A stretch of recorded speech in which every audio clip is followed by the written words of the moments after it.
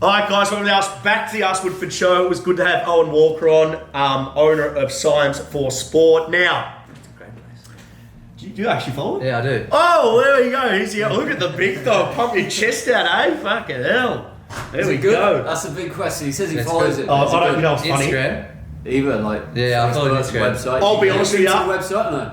I'm pretty sure one of my lecturers is on it from Deakin. I've never followed it. I only knew about it, just the name. I've never followed it, Owen. Yeah, So. yeah, it's good. I like it. Pleasure. Great knowing. Episode 14.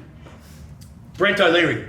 Thank you. Thank you for coming on. Appreciate it. You're welcome. It's always good to bring on the young. Hold on. I need to talk about this. That says ChristianWoodford.com, right? Yeah. You know that website doesn't work? Actually, You're wearing a shirt from a website that doesn't work. I just need to point it out because we have banners in here and the website still doesn't work and it hasn't worked for months. Who cares? It's Christian Woodford. He's right here. Nah, hold on. got to call it out. Hold on. Brent, how you been finding work here? Yeah, it's good. Real good. The most knowledge I ever get is just from coaching itself. Why do you just call it coaching reps? So Yeah. a couple of interns asked me, "Oh, how do you progress?" I was like, "Mate, just fucking coach." Yeah. You enjoyed it though? Yeah, it's good. See what I'm saying about the knowledge, the theory, and the application. You got the best way you can do it is just keep doing it. Yeah, absolutely. Like, Yeah. I'm still at uni, and I've learned more from this than I ever will at uni. Hands down. What do you think of me? Because I always ask the guest who comes on. You're good. You're so ugly though, but you're Yeah, good. I thought that. Oh, we've got to ask the question though. I am putrid ugly, but that's fine, You're a mate. good man. Just a rude head. Just a rude head. Yeah, I appreciate you coming on. So, as always, guys, we got questions. At least you're not. Look, I'll be honest with you, Potsy, if you're watching this. Oh, Simo as well. John Simpson. Yeah. Just a quick message to a former guy who I used to train from Middlesex, John Simpson. And he sounds like Owen, so I forgot to say it to Owen. So can we tag John? John, you have terrible banter, and I couldn't understand a word you said. And when Owen came in here, he actually sounded like you. So it brought me back to the days when you were the first athlete I ever trained, and you used to give me a piece of paper from the ECB, English Cricket Board, and they used to, I had to implement it, right? And then I could not understand how they talk, UK people, like Owen. UK people. Well, you know what I mean? Like banter. they're all different. Like class. They got class. You're good class. I'm like, what the hell is that? I said all these weird things. I'm like, mate, John, I don't understand what you're saying. Can you explain it in Australian terms? Slang. The old slang. Oh, good. I said, thank you. G'day, mate. G'day, mate. Here with the question. We got a question from Instagram Live by Immortal Strength. Do you think Australian elite sport is opening up more jobs now? No. Okay, cool. Next question. I really don't want to go into that, but no, because I can't be bothered. There you go, Immortal Strength. No, and That's if I have to, I will. Yeah. If anything, it's getting harder and harder. Thank you. We just talked about this. They brought in a cap in the AFL for sports science. What that means is they've got a budget in sports science. They can't pay me. I'll be honest with you. The high performance guy gets 250 to 500,000, depending who you are. Pretty much you're fucked. Yeah, very hard. You have to know someone. If you don't, you're going to get screwed over pretty much the whole time. I'm not saying don't do it if you want to do it. No issue. But where it's all going to come from is the private sector. Hence why I've done this, to lead the way, and let's open up more jobs. Alex, go. Michael Upton, professional boxer, currently halfway through his exercise science degree. Boxing still sees boxing's S&C still has kind of that old school mentality. 1980s approach, like the old row runs, like the Rocky Right. Balboa. And You get this shit on, they start running like that, and the thing, I'm like, what the fuck are you doing long, slow distance shit What's for? the theme song?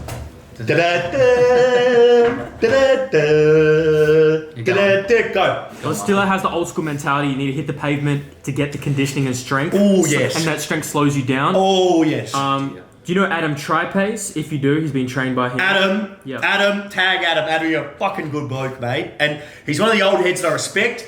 He was that head strength and power coach of Newcastle Knights, NRL. He was at Munster Rugby in the UK, high performance manager. Legend. Appreciate your support, mate. I was watching his podcast the other day. Everyone watched it. Yeah, it was a good podcast, wasn't it? For anyone who likes rugby, Munster have got a job going right now. It'll be on the website tomorrow morning. So Science. is the head of Academy Strength and Conditioning. So if you fancy it, get onto Science for Sport. Science or sport, that's Owen in the background, just wants some Tomorrow more morning, limelight. 7:30, yeah. You remind me of me, Owen, a bit of limelight hogging. Mate, this is a Woodford show, not the Arse Woodford No One show right now. Keep going. Question is, do you see any boxers or martial artists, and what do their programs look like? I've trained pro boxers, amateur boxers. I've trained taekwondo, karate. Actually, taekwondo, he'll be in the top 10 in the world. Bailey Lewis, 50 more kilos. You didn't get the number one spot. That means I don't wear a dress and I don't have to put number ones around the thing. We've got Campbell. We got a lot, but what's the question? So I think Michael what's the Upton's first actually bit? watching on Instagram Live right now, so he gets to see this live. Upton, you get to see this. What is the question, Alex? What was the first bit? Just hold on. Make it concise. We carry on. Do you see any boxers and martial artists? Yes. And what do their programs look like? Okay, so I'm going to stop you right here. Let me tell you something about. Let me tell you something about. Let me tell you something about boxing. Right? Here's what I think about boxing S&C. Fucking shit. And I'm going to tell you the reason why. Is because most of the time they have a trainer who boxed, right?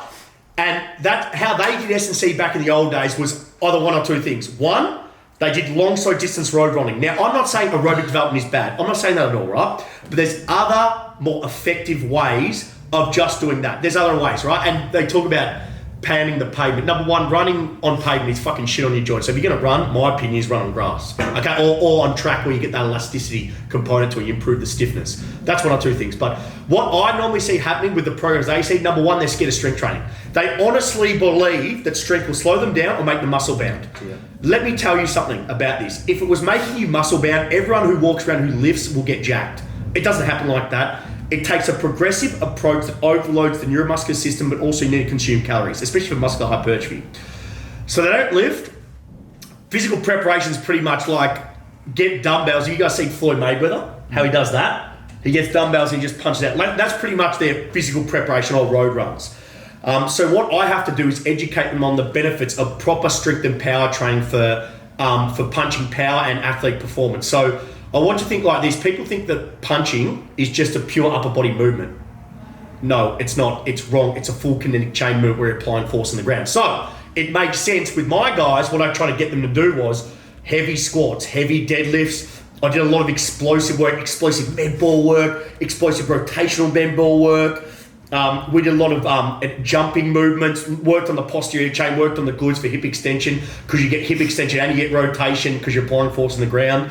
By the way, if everyone out there actually, Campbell, I program and Brent implements Campbell's programming. Campbell's going to represent Australia at the World Games and he's going to represent it. I've trained him since he was 15, but I program, you implement. Do you want to talk to them about what you do with Campbell?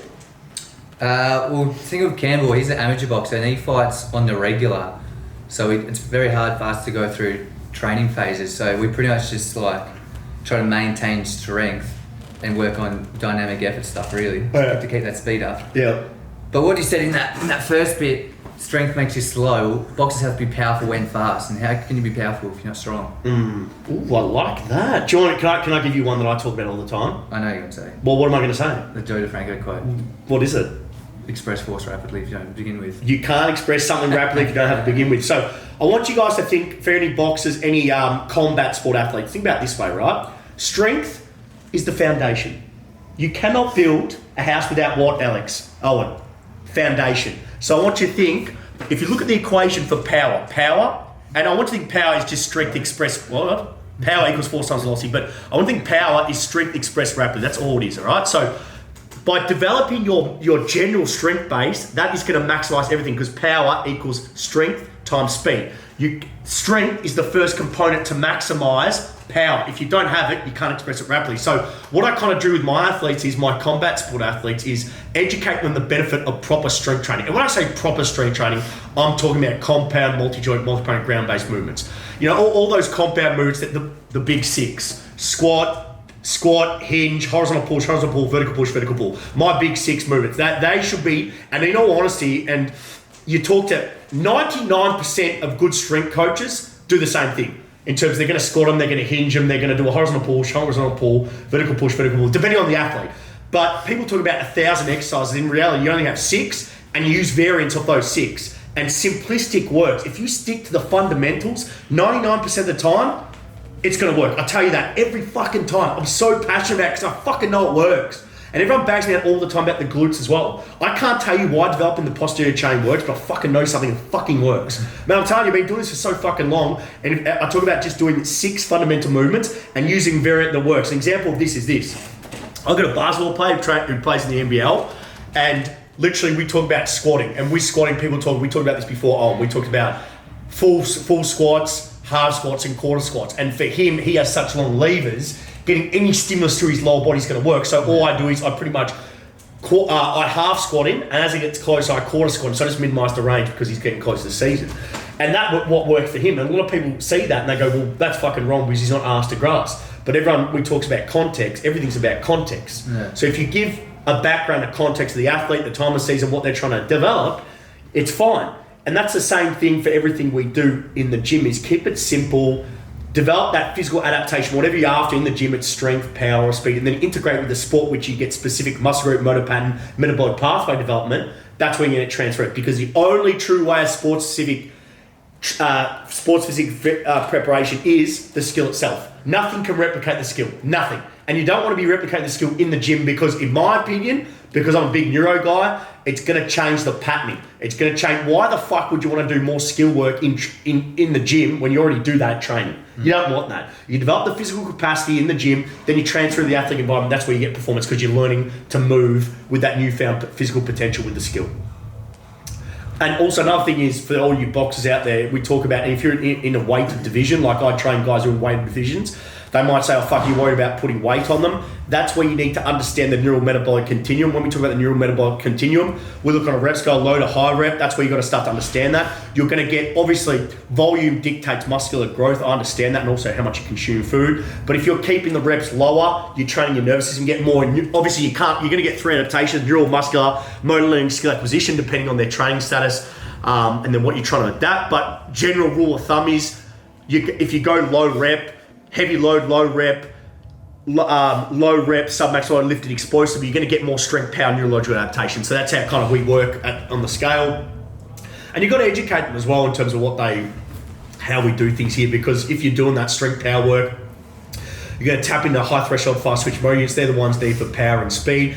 And then when you integrate with your skill, you're going to maximize your performance. But also my number one job is to reduce injuries, because if you can reduce injuries, you keep them on the park, they're going to have better conditioning level, they're going to have better skill level, they can perform better. Because if they're not on the park doing what they love, they can't get better. Does that answer the question, Alex or Owen? I fucking don't know. Owen. Next question, go. Stuart Goddard.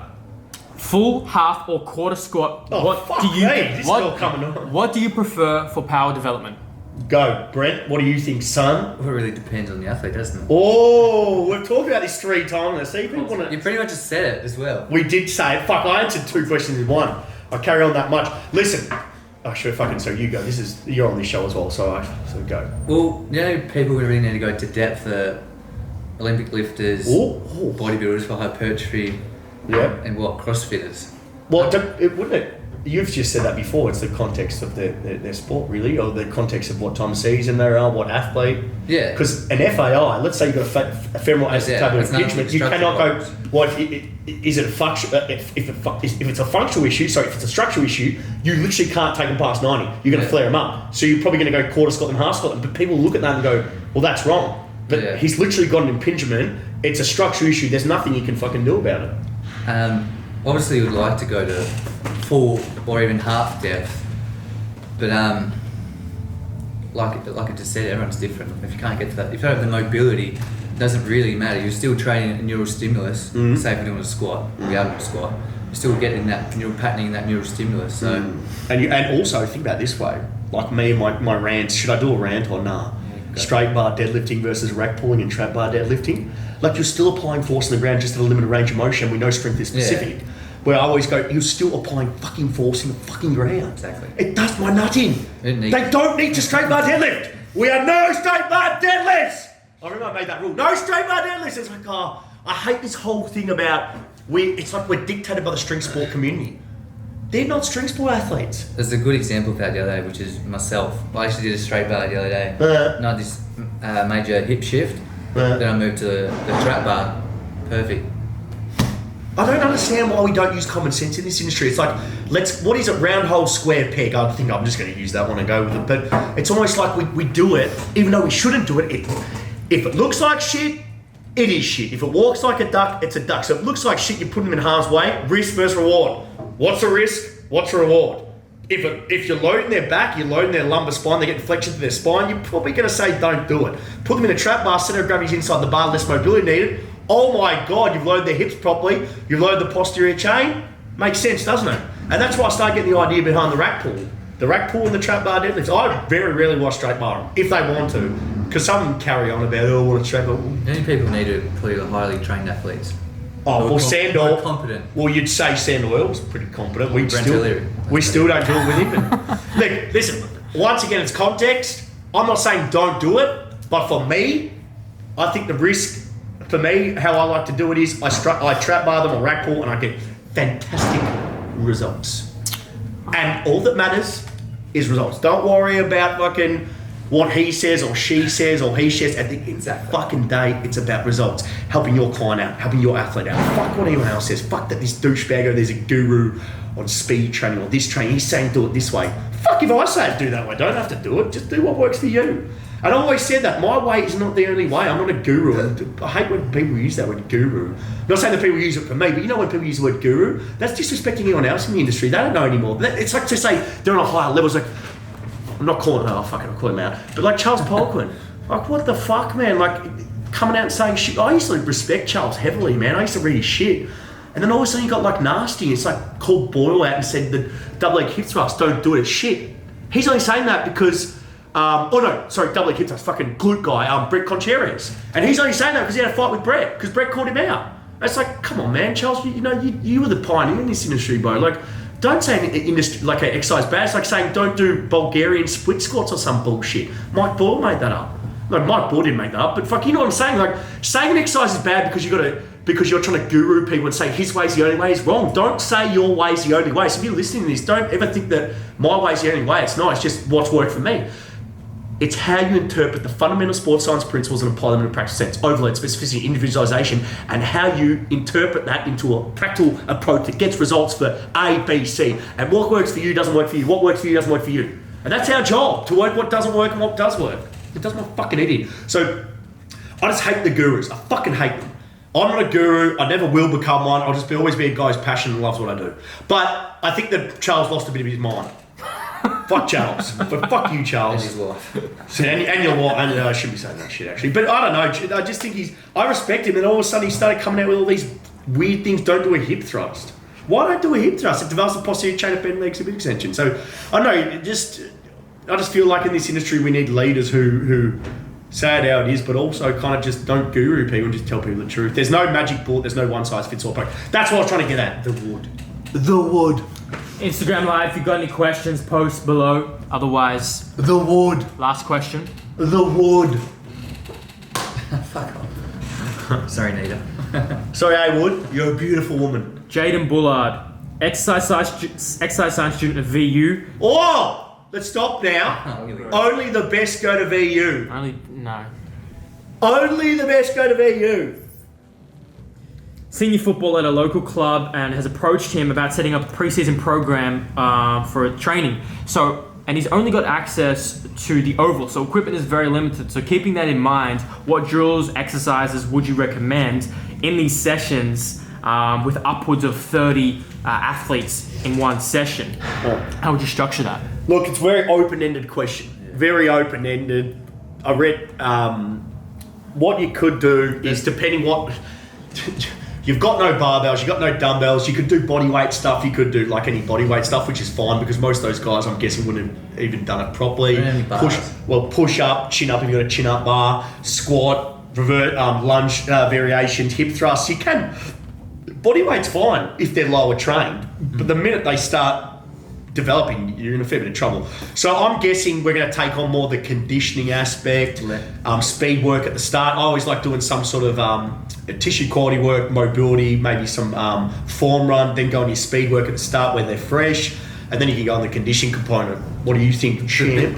I reckon the biggest thing for local footy clubs is the warm-up and SMR, glute activation, because no one does that shit. Even the club I used to play for, it's still a couple laps. Two laps static stretching. Static stretching. Yeah, 2 laps static stretching. Then we're on our way.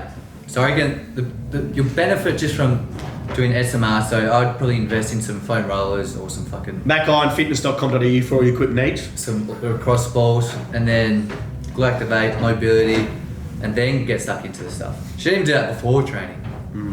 So you have your structured warm-up, but do all that stuff before, but then I know jump into maybe sprinting mechanics while you're really fresh. Metabolically replenished.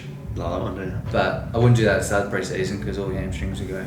Got to be very careful pre-season as well. You want to load them. It's so increase their load, especially a lot of those guys that do nothing and they come to training, they're fucking really poorly managed.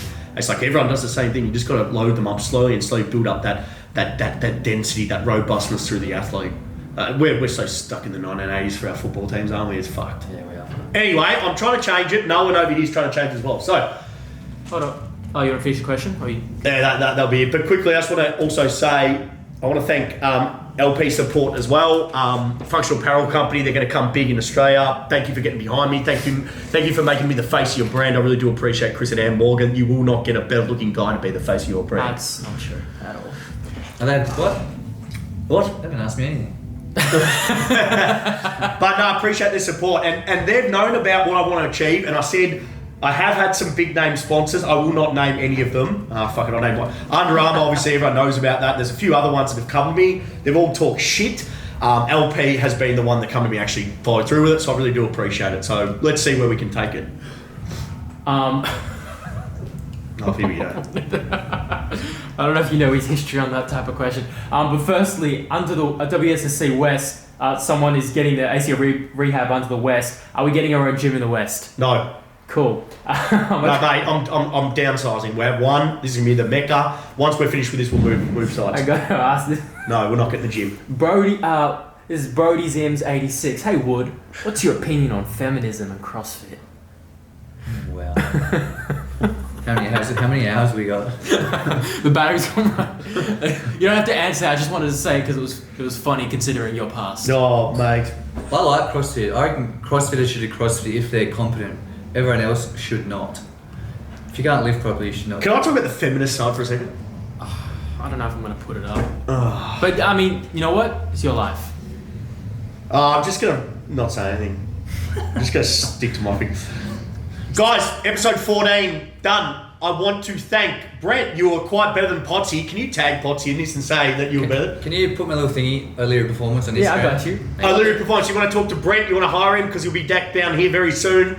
Brent O'Leary Performance. I want to thank my special guest, Owen Walker Day. I want to thank, as always, my producer, Alex Sandowski, doing a terrific job. Guys, if you want to follow us, subscribe to the Christian Woodford YouTube channel. We're building this base up from scratch.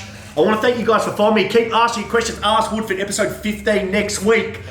For all you guys watching, I thank you. I appreciate all your questions. I appreciate your comments. We are building this up. We're building this base. As always, thank you, Mac Iron Fitness. Thank you, LP Support. And for you guys, thank you very much. I'll see you guys next week.